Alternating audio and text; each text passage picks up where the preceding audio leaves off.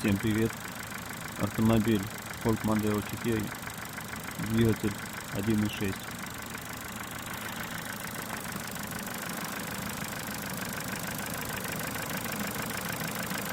Вроде как и движок неплохой,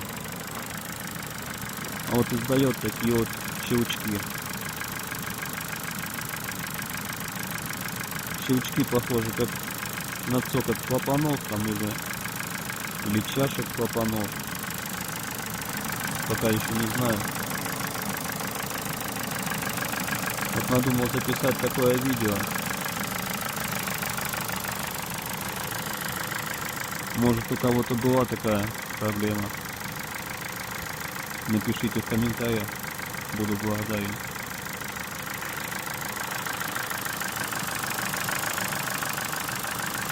Так вроде ничего нигде не телепается, никто нигде не шлыкает.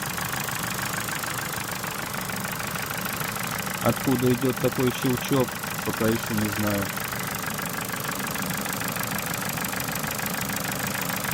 Ну вот похоже, что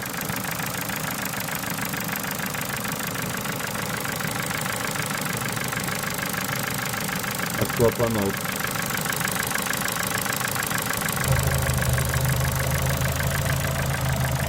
Тут все чисто, масло чистое.